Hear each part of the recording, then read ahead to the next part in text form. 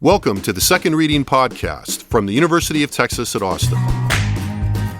The Republicans were in the Democratic Party because there was only one party.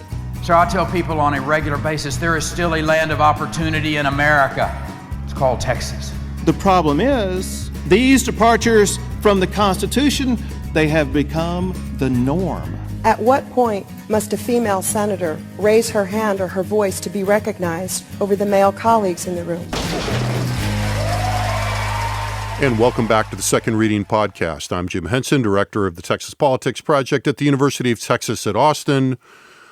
Joined today by Josh Blank, research director of the Texas Politics Project. Good morning, Josh. Good morning. Thank you for being here. Thanks for having me. So, having been focused largely on the election and its implications for most of the last few months, I think we've taken a few, interludes to talk about things closer to the ground, here in Texas and our usual themes. And those election discussions were pegged to Texas. Mm-hmm. Nonetheless, today we're going to join the sharp pivot that as we float around in Austin in political circles in the last couple weeks. The pivot's very sharp to paying attention to the legislature. Lots in the ether right now, and people are, it's a very signal-rich environment, put it that way. Lots in the ether that point towards attention to the session and to what's coming up in January. So, among those that we've seen in the news, signals from the leadership, the state leadership on broader priorities. I think recently in here we talked about Lieutenant Governor Patrick's interview on WFAA, which I think I mentioned in the mailing last week to subscribers to our Texas Politics Project mailing list. More specifically, signals from both Patrick and Abbott on border spending, the very interesting jockeying around gestures toward the Trump administration on border policy, Land Commissioner Buckingham's offer of land to state land to help detain, or well, I'm not sure what the right staging word grounds would for be. deportations or something. Yeah, stage immigrants that are to be deported. The governor's, I thought, sharp elbow pushing back on that, seemed to be not only about the session, but also, I would say an early signal on, hashtag Texas election 2026. Yeah. Signal, and then, all the signals sent through early bill filing over the last couple weeks.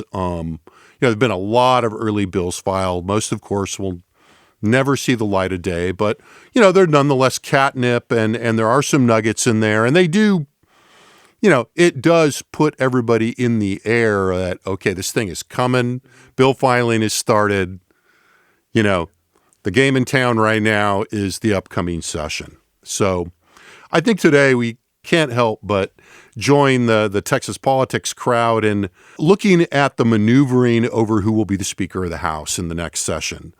Now, the peg for this in a big way, this Saturday, the Texas House Republican Caucus will convene in a much anticipated meeting to name an endorsed candidate for Speaker, and they'll also elect their leadership board, which I think is a sub-game, but also probably interesting and will send some signals as well. Now, only 2 declared and eligible candidates, even though some people have jumped in the race and since gotten out. Some of that is still kind of floating around in some of the insider speculation. Maybe some of that will come up.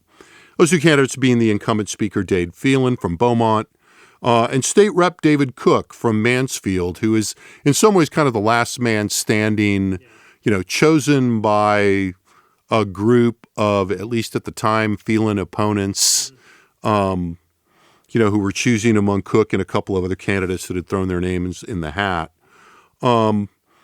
Cook's primary campaign sort of promise is to eliminate the appointment of Democrats as House Committee Chairman. That's been a real, rub among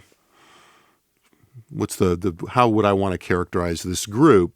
Certainly, what I would call the right wing of the party.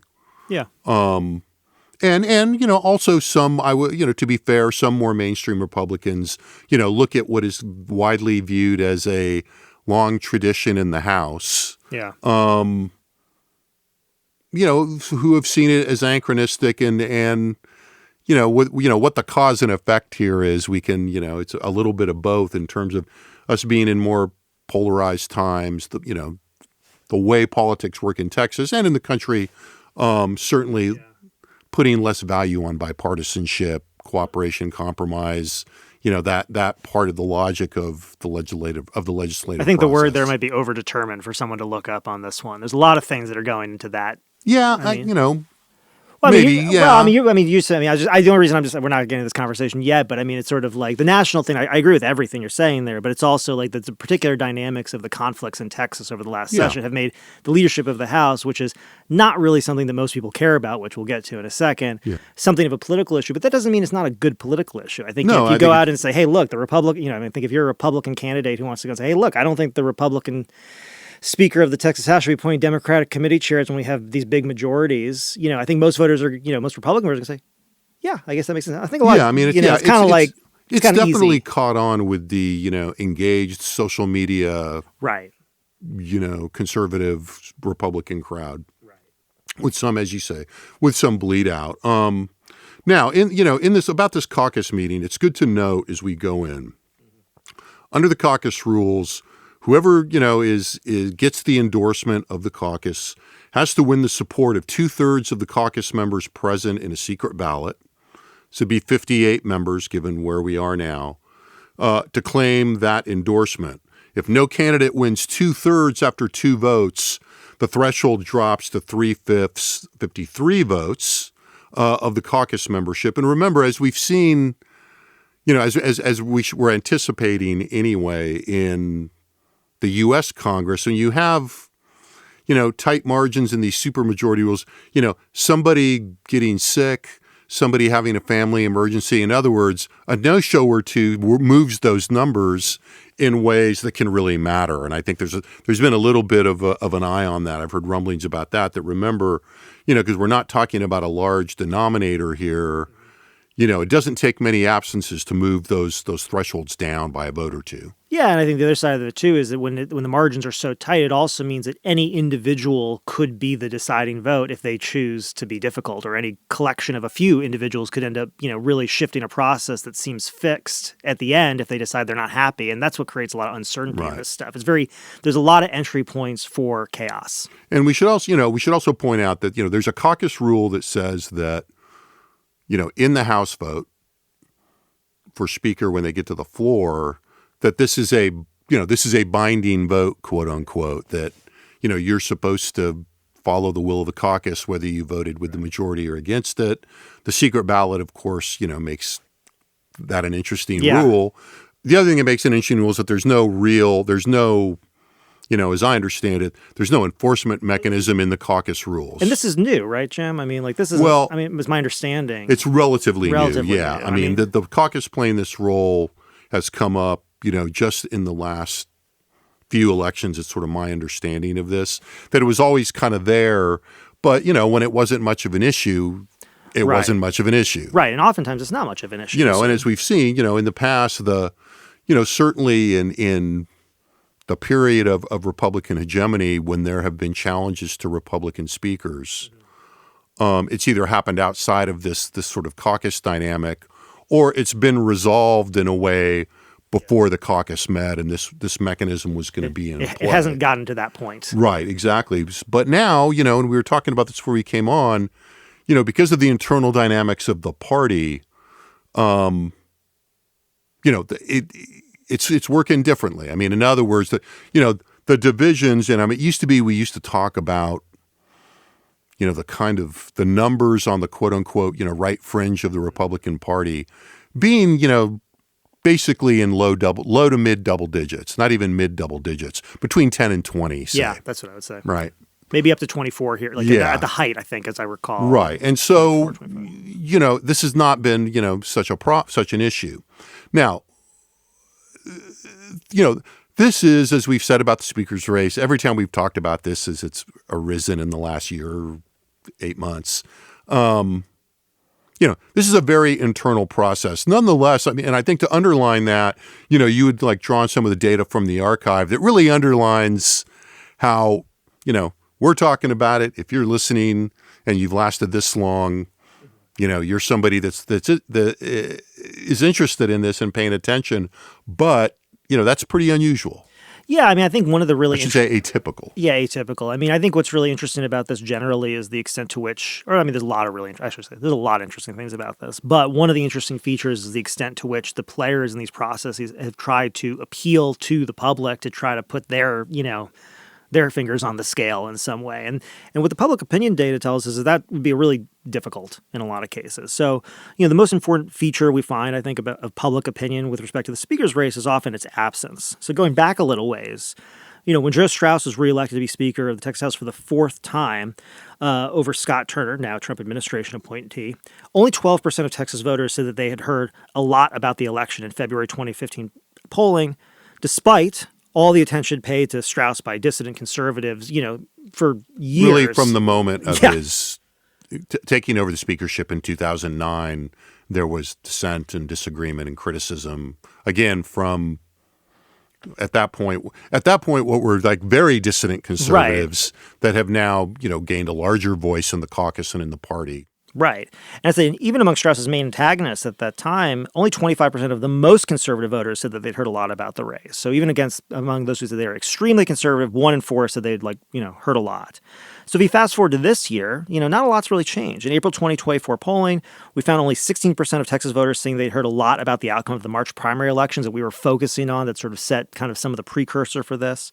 Only 14% that they had heard a lot about the runoff election in Dade Phelan's district. We also identify him in that question as the Speaker of the Texas House. So if you just kind of heard that the Speaker of the House was in some kind of thing, or, either way, no, 14%. And then in June of this year, again, only 14% said that they had heard a lot about the results of the runoff election in his district. Only 20% of the most conservative voters who were presumably the real target for a lot of that messaging.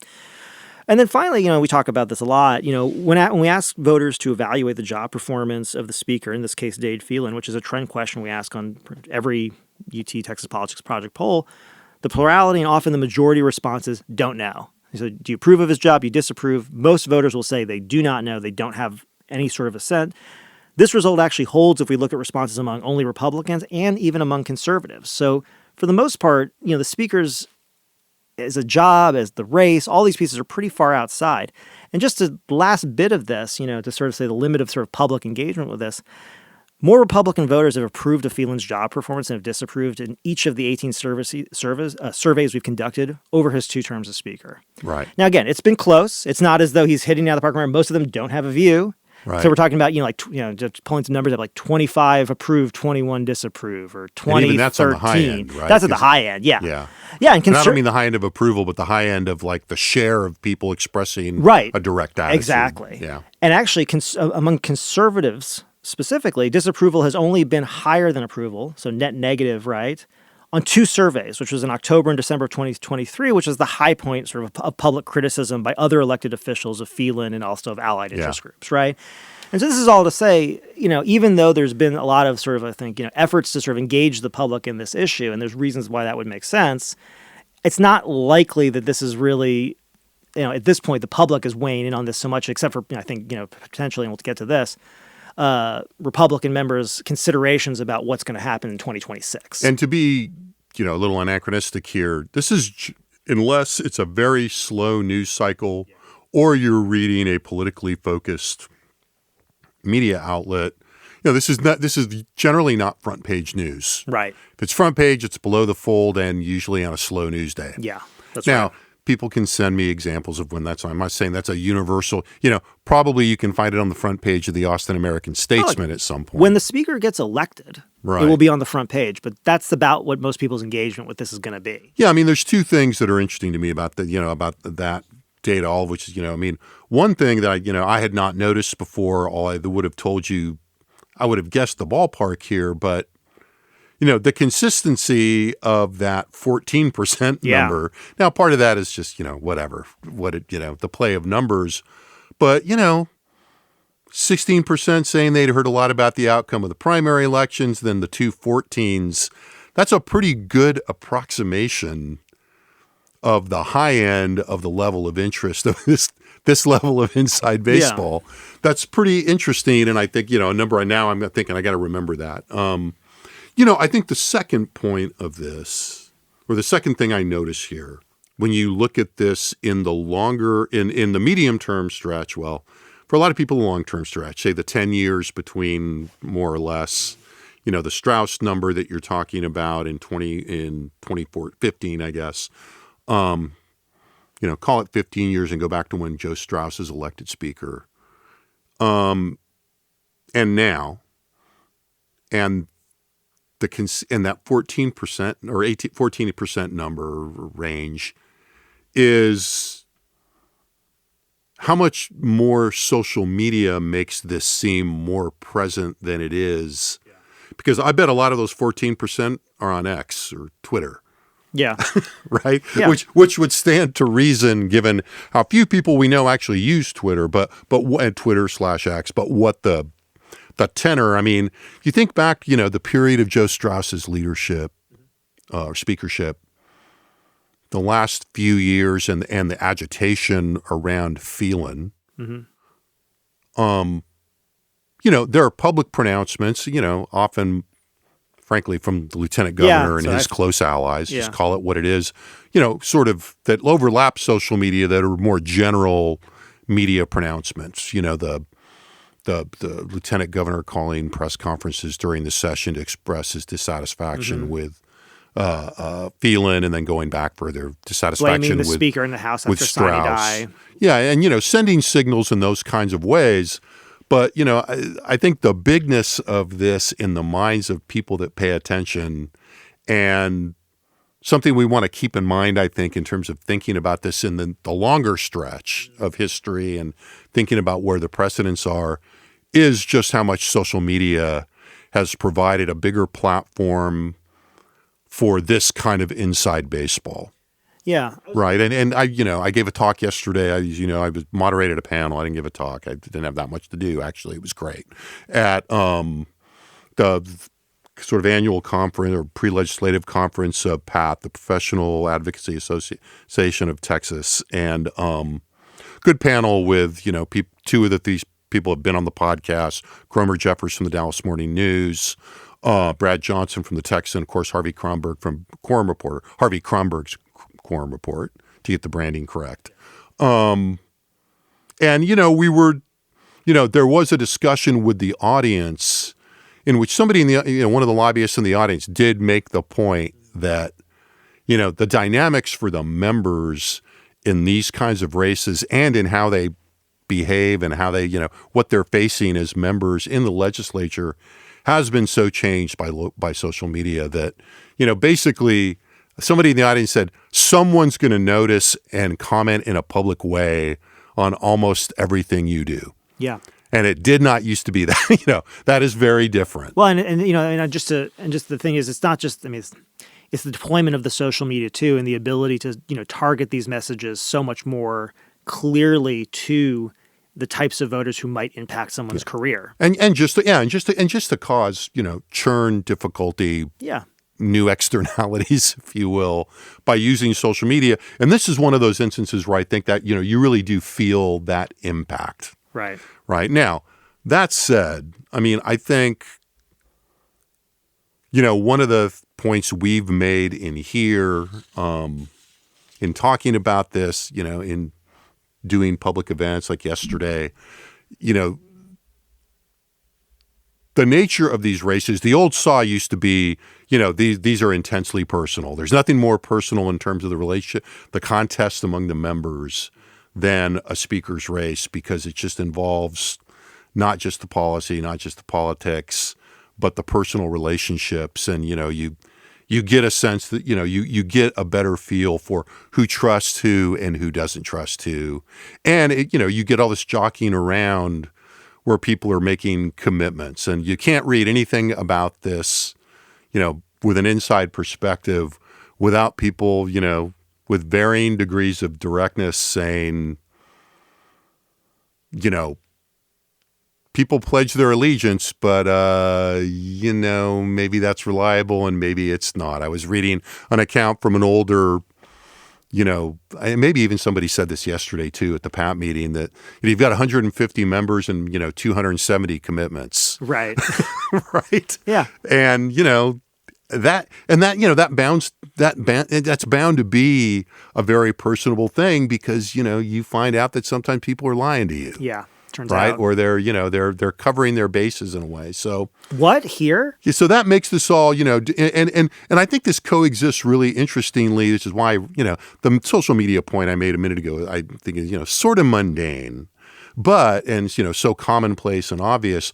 On the other hand, when you think about the role of social media as such an active space for messaging and political tactics and strategy, and then you look at that in the context of just how interior and personal this process is in the House, those two things sit very uncomfortably together. Yeah.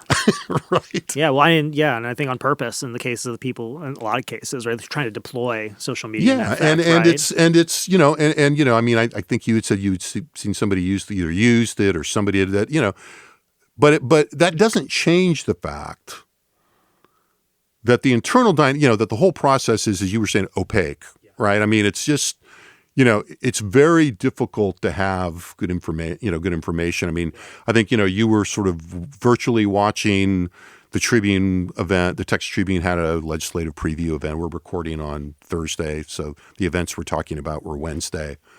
And we were both noticing the same dynamic at both events, which is when you talk to reporters, even when you talk to members in a public forum and you say, oh, okay, so it's a very common belief that if it's not Phelan, it may not actually be Cook, and that there are various people out there, subtly kind of putting their, or not so subtly, suggesting themselves of alternatives, if this gets difficult. Right. Right. But a lot of people don't want to mention those names explicitly. Right. And I think, part of that is they don't want to be wrong. Part of it is they don't want to, they don't want to report on rumors. But, I noticed yesterday, because I was there in person, in between, or you're walking the hallways, people will mention names. Yeah. Right. In a very speculative, guarded kind of way. But people are, well, so-and-so went to, had a lunch with a bunch of people yesterday or met with, or, so-and-so is calling people and saying, hey, maybe not. And we can just say this because it was reported publicly, quorum report, reported unnamed sources saying that there were members, calling around, et cetera. So, and I think that, that is the thing that has to give us the most humility about this. It's also why people don't want to mention names, right? Yeah. And the name I was going to was James Frank. I was going to say James White, wrong legislative session. But, James Frank, it was reported that James Frank was calling people, and that name had been. But I think, I think that's a great example, which is it's sort of what proves the point here, which is that, like, yeah, everybody can say, well, it's this guy or it's this guy. It's like, yeah, but then there's also this guy and there's this girl over here. And also people are hearing this person's meeting with these people. And it's like, yeah, we'll see. Right. And then, and look, it's not to say that people are necessarily wrong about that, but, a lot of, as we've said before, of the 150 members, nearly 150 can imagine themselves as speaker. Well, Jim, isn't it the case too that, like, even and beyond all that, right? Even if it's the case that it does seem like coalitions are forming, things are set, like, how fixed are those, what we know? Yeah. And it's just not, right? I mean, and that's one of the, that's one of the things that is fascinating about this. And it is one of the things that doesn't change very much. I mean, I've been looking through all these interview files of several years ago.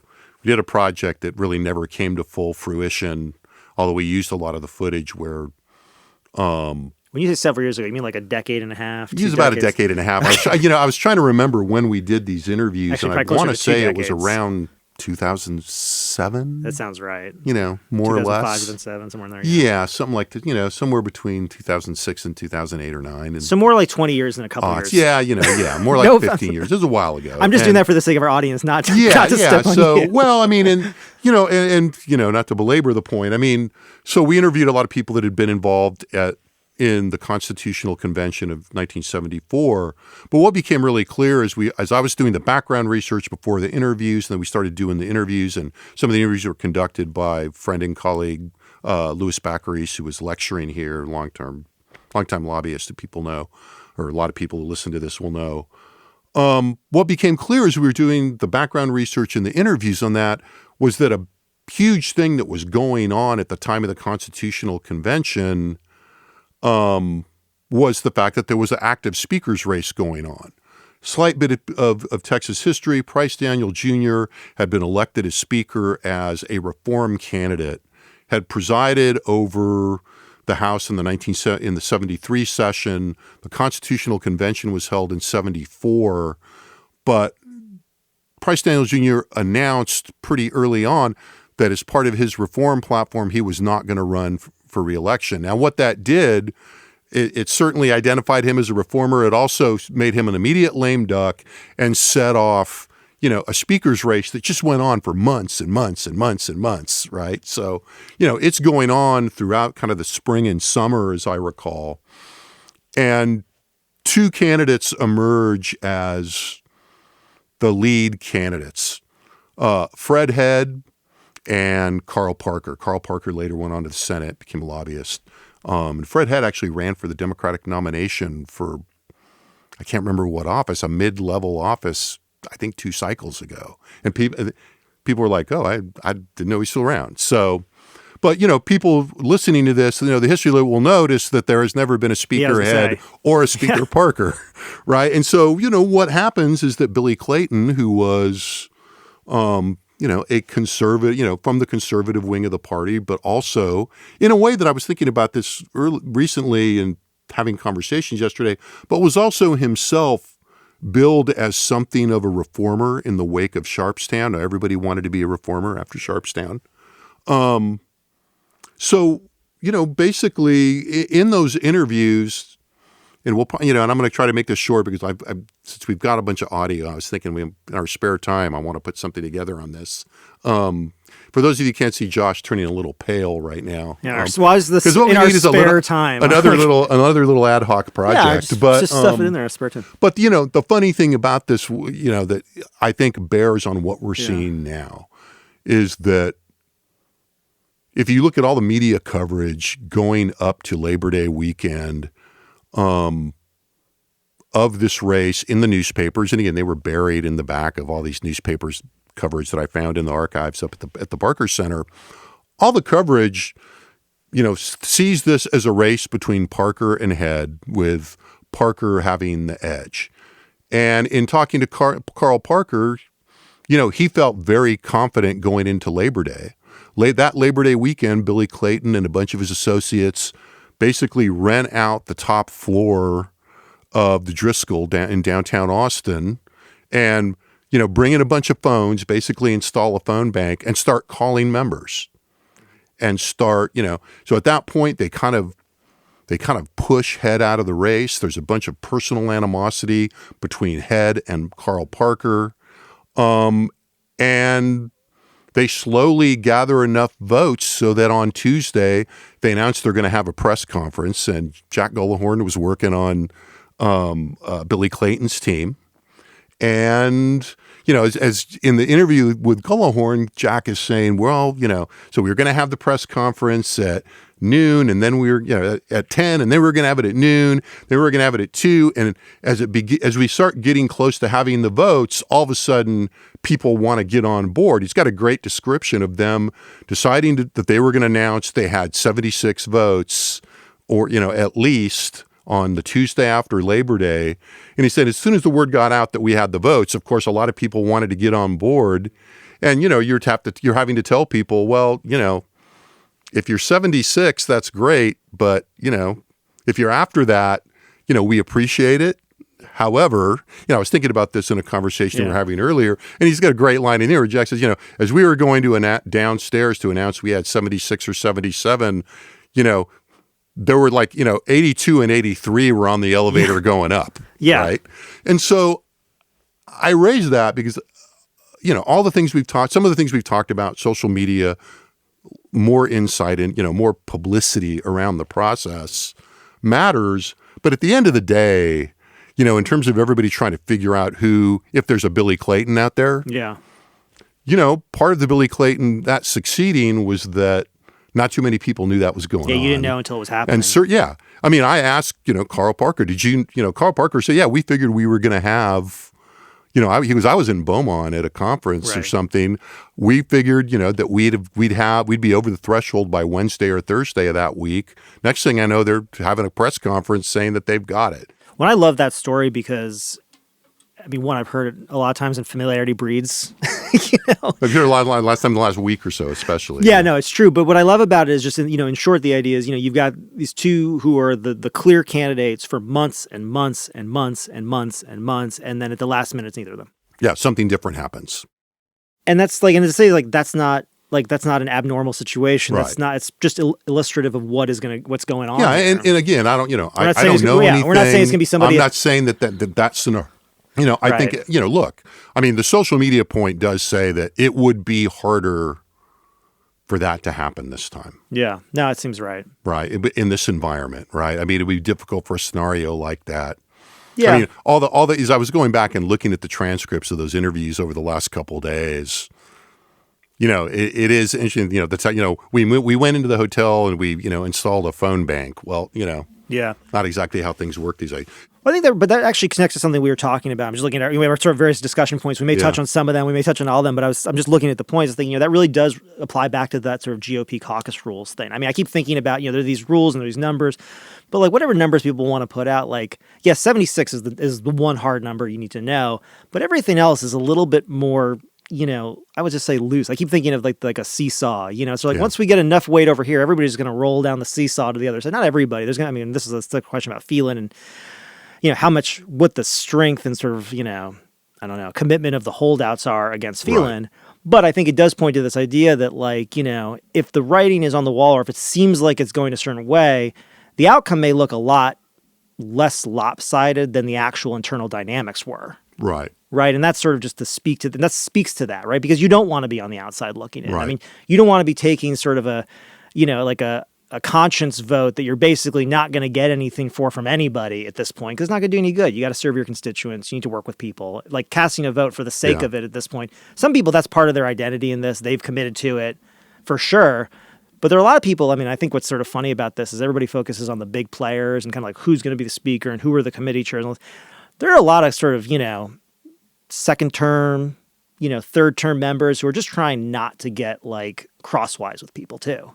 Yeah. We were talking about that beforehand and I don't, that's going to be one of the interesting things to think. I mean, and again, there's probably fewer than there were, I don't know actually, but I don't know. I think to your social media point and stuff. There were people at the conference yesterday, somebody he would not disown this, Brad Johnson from the Texan, who's, very well-sourced in conservative circles, it seems to me.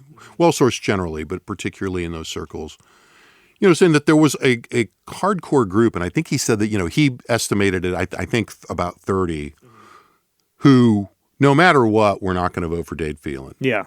And he didn't go into why, but you can speculate as to why. But it gets to your point about, will there be a massive defection one way or the other at the end or not? Right. And, I think this, the difficulty of that and why I think, the point that Brad was making, I think I broadly agree with that, there will probably be, a larger number. If Phelan wins the speakership, there will probably be a larger number of dissenters inside the party and no votes in the floor vote than we've seen before. Yeah.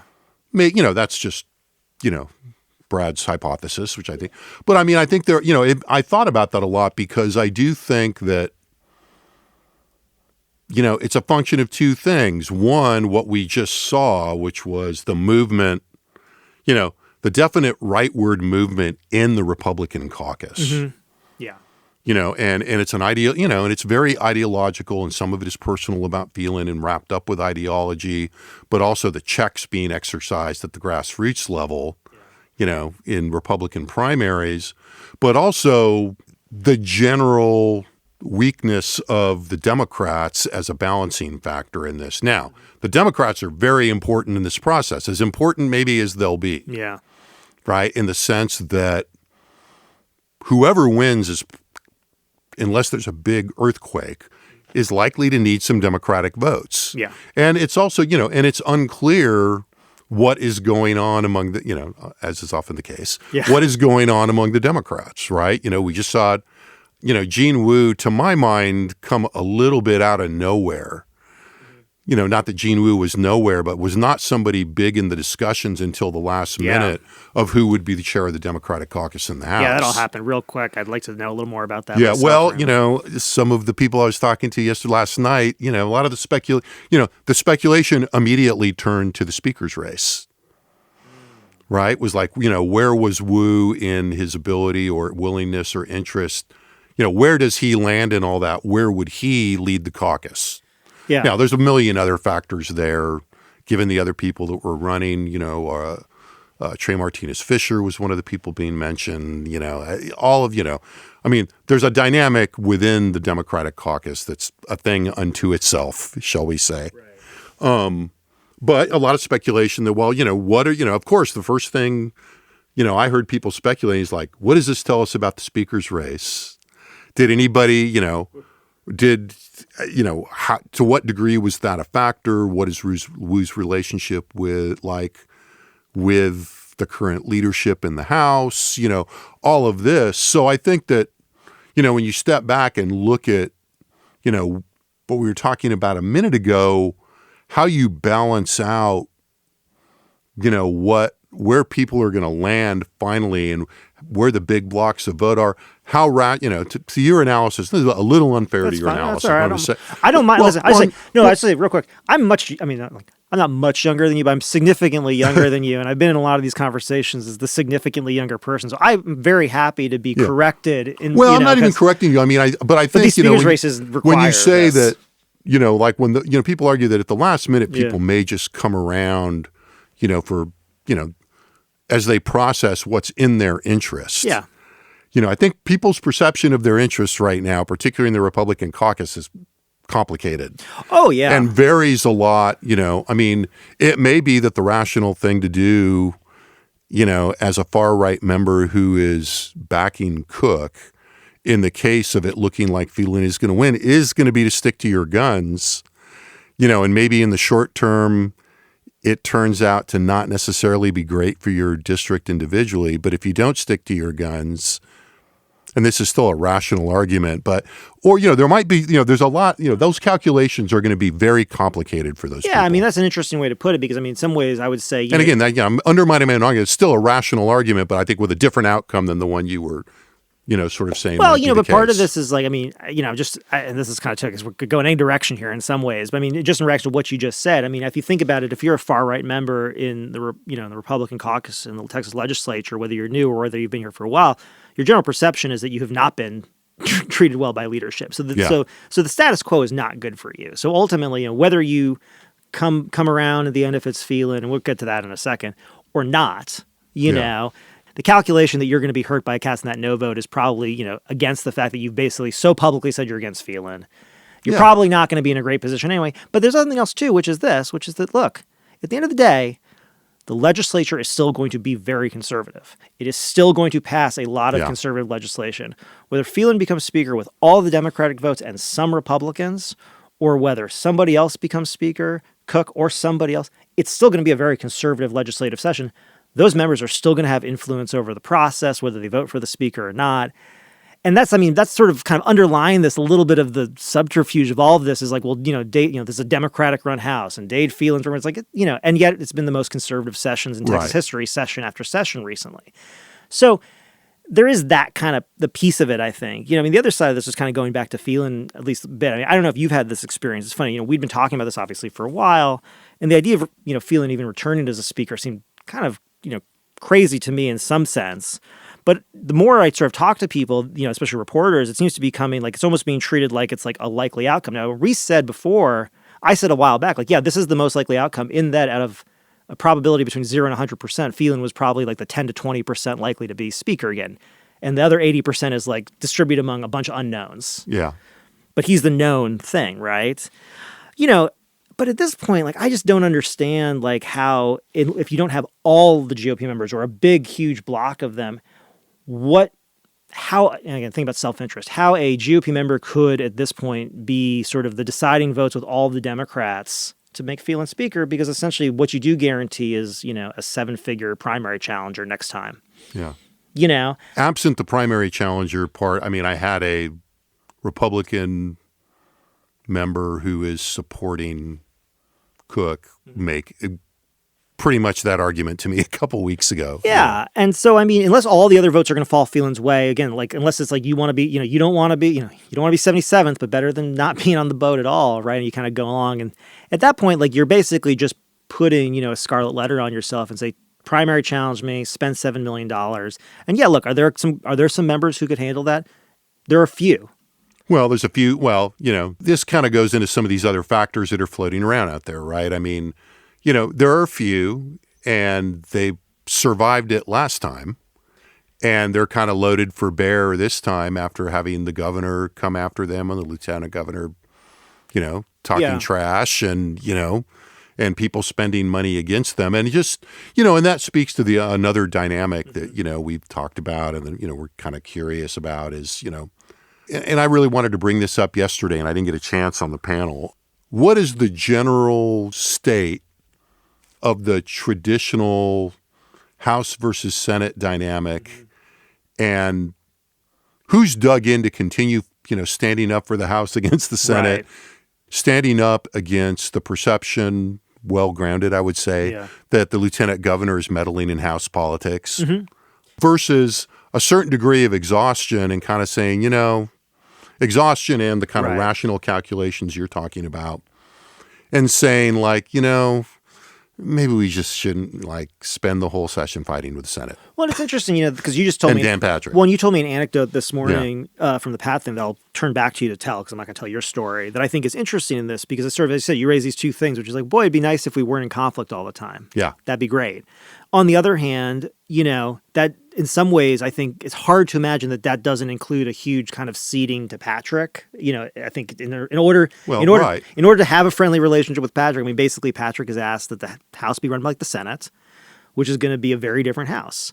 It's not clear that that's what everybody wants, but it seems like there's a couple different ways you could respond to that. And I think, your anecdote yesterday was kind of interesting about sort of Toomey's response to what Phelan would bring this time. What is interesting there that kind of ties some of this together is a little bit of an answer to do you really want to be, the Republican that tips the vote to Phelan, and then have to, answer for Democratic chairs and all of that. To me, the balancing factor is this House versus Senate, House versus Patrick. There are clearly some members in the House, probably among those 30 that Johnson was talking about at the event yesterday, for whom that's not a problem, basically, right? To me, that underlines why this question of how much of that institutional House pride identity, coupled with resentment of the lieutenant governor, to some extent the governor's participation in primaries, who's been beaten down and who's ready to fight more. Oversimplified. And what does the fighting look like? Yeah.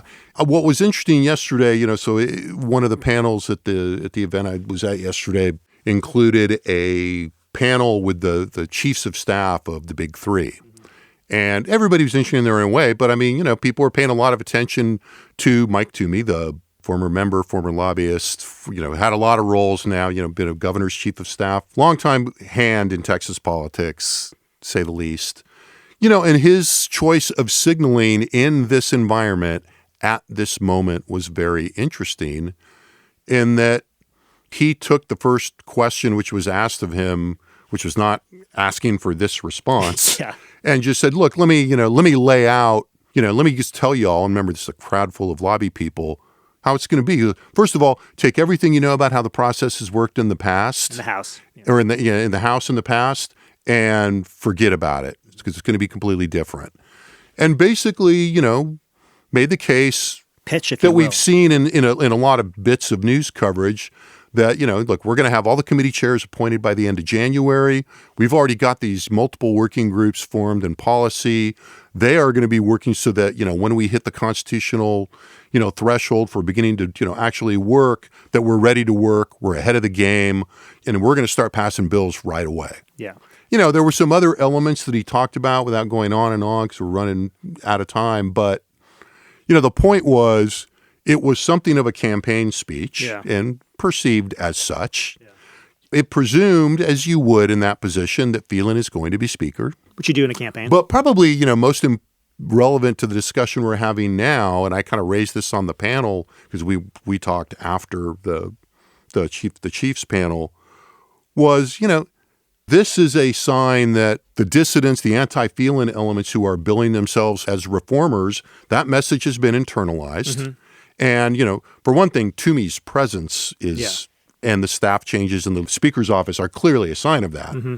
But also a signal like, we hear you. Right. And the process is going to run. And he was, very direct in a couple of points about, recognizing complaints that people have had about the consistency of rulings from the dais, about, what legislation moves and what doesn't, how much people know about the whys of that. Yeah. And so, on one hand, it was a reassurance and a pitch to the lobby, a pitch to Democrats, and a pitch to Republicans that may or may not have a personal grudge against Dade Phelan, but whose complaints have been not only or, not at all ideological, but have been very process-driven. It was a very clear signal that the process would change if Phelan returns. Well, see, I think that's something that, is sort of mixed in a lot of the coverage is that, there's so much focus on, the Paxton impeachment and vouchers and all this stuff. But, one of the most consistent things that, I think we all heard from participants in the process was that the process was not running well. Yeah. There's a lot of problems. That was true in the first Phelan session. I think it continued on.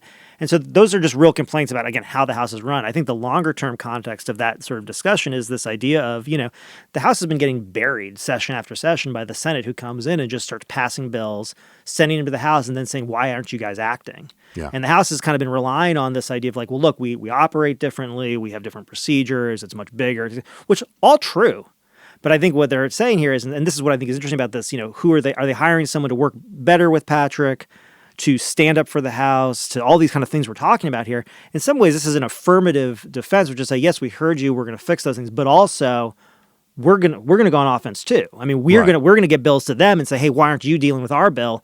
Not in, May, but maybe like in, February or March. Yeah, exactly. And I think that's something that it seems like, is again, March, it's a direct appeal again to those members who kind of feel like, the leadership is kind of letting them down. Again, I think along these dimensions, two dimensions, both again, how the House is run, but also still this sort of relationship with the Senate. Right. So I think, all of which is to say, all of those considerations, pretty internal. Yeah. Right? Right. Pretty internal. And look, as I think about it, having those process reforms in place does enable another candidate to emerge that says, I really applaud the direction that things are taking. I still think that, pick your argument, Speaker Phelan is too divisive a figure. Right. I have better relations with people, whatever the argument is, it creates a little bit more middle space for a challenge, which is also, the gamble is, how about if somebody stood up and said, I think the working groups are great that the Speaker Phelan has set up. I'm not going to touch them. Yeah. We're going to continue on this process. I too will get committee chairs named by the end of January. Why not just, appropriate the process, build on what's already happened, but offer yourself as a less controversial alternative. Before we close out, there's one other thing that we've left out here. Please. And that is, and this came up yesterday, because we can't have a conversation about even this most internal of without talking about Donald Trump. Right. Right. And that is, Donald Trump endorsed against Dade Phelan. He criticized Dade Phelan even before the primary, all with the very common understanding that this had been engineered directly or indirectly through the lieutenant governor's office.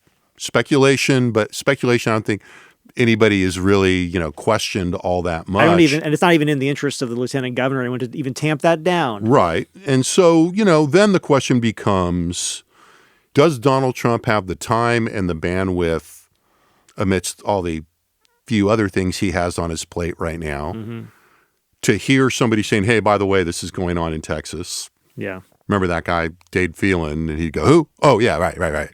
Will he get involved and put his thumb on the scale and endorse Cook or endorse someone else or come out against Phelan? He's already, been negative towards Phelan in a very public way. But, two things I think that are, the question, there's a bunch of questions here. Yeah. It's Donald Trump. But one, does Donald Trump have the bandwidth for this right now, given what's going on with his cabinet appointees? I mean, he's sort of reaping, the extra costs of the approach he's taken to that. Or two, is this the kind of thing where he has somebody look into this, or, somebody tells him, Trump does not like to endorse losers. Yeah. And so, is this indeterminate enough? Does somebody tell him, like they've told him with some other things recently, you know what, you should stay out of this. Yeah. I'm thinking of the Senate Majority Leader race where, whether he was going to put his thumb on the scale in some way was very widely anticipated for reasons that, for various reasons, he stayed out. We don't know for sure. He stayed out of it. But one of the things, that we, does seem to be widely reported and seems accurate enough, and he's not always followed this, but by and large, he would rather not endorse somebody that doesn't win. Yeah, I mean, but it's interesting in the sense that, it'd be an interesting flex. Who's he listening to? Right? Well, we know who he's listening to, but there are also more Texans around him a little bit right now. So yeah, I mean, it'd be a really interesting flex on Patrick's part, assuming he's the one making the call of it. Like, let's say it comes down to two people, it's Phelan and someone else, whether Cook or otherwise, and we're going towards an actual vote, right? And if Patrick wants to flex and can get Trump to do it and say, listen, I need the strongest leadership I can get in Texas. Phelan is A, B, C, D, E, all the things he's already basically on the record for. Yeah. If we need if we want a strong Texas, we need, whoever the fill in the blank, whoever this person is, right? I got to be honest, it's hard for me to imagine that not having an impact on a lot of Republicans. I think the general sense, I'm certainly on the panel yesterday, people were like, Trump says something. And then the other thing that's interesting about that to me, just sort of as a kind of trailing off into the end of this podcast is, it's interesting to think about, the relative power dynamics between Patrick, Abbott, and their relative, their individual relationships to Trump as we go forward, in terms of who's where and who's seen as sort of the power center and that, the main conduit to Trump in Texas, And so, as we close out and we think about going into this Saturday caucus meeting, I mean, I think kind of two things to remember. One, nobody has sent a clear signal that they have enough votes to reach any of those thresholds. If they do, two, we don't know how much it's actually going to matter because of this lack of enforcement and what that's all going to be. And three, and this seemed to be the consensus among the people that wanted to take a position on it yesterday, the caucus could not reach any of those thresholds and then have an indecisive result. I love that. I wish we had said that before an hour. Yeah. Because you said that, I was like, oh, yeah, that's right. It's very possible that, for all the attention, and anticipation, which I think is, legit, of this meeting on Saturday, of this caucus meeting on Saturday, nobody may be able to put together the super majorities that are required for these votes. And I was thinking, a lot of people have I think this has been reported. I've heard this from a lot of people. I feel comfortable saying it. I think I've read it, but I know this is almost certainly the case. It's, it wasn't as though Cook had like the majority of the people who initially endorsed him when he released that list. They did not in the barbecue meeting that led to sort of Cook saying, I have the support of 47 members. It's been clearly said that like it wasn't clear that he was the consensus guy to begin with. Right. There was it took some movement of some other people pulling out to create that consensus, which just sort of should, I think, lead anyone to question how committed anyone is to anybody at this point. Right. And we should know. And again, per these early, point we made earlier, nobody's defection proof. Right. Right. Or very few people, really nobody's defection proof. And we can, Quorum Report was sent out a hot buzz right before we came on saying that Trent Ashby, somebody more on the, non-dissident side of things, somebody seen as a little bit of an opinion leader in the House at various times, put his name forth unsuccessfully for Speaker when Dennis Bonnen was elected a few sessions back. So, there's still movement going on at the last minute. There will be a lot of buzz around Ashby saying that he is going to vote for Cook. But again, until we see if anybody else emerges, what that actually means is a little unclear. So I think we'll be back for one last podcast at least before the holidays. We probably won't be able to resist it since this will happen Saturday and we'll want to follow up. Yeah. Until then, thank you for listening, Josh. Thanks for coming in today. Thanks again, as always, to our excellent production team in the Dev Studio here in the College of Liberal Arts at UT Austin. The data we discussed, you will find at our website, texaspolitics.utexas.edu. So again, thanks for listening, and we'll be back soon with another Second Reading podcast. The Second Reading Podcast is a production of the Texas Politics Project at the University of Texas at Austin.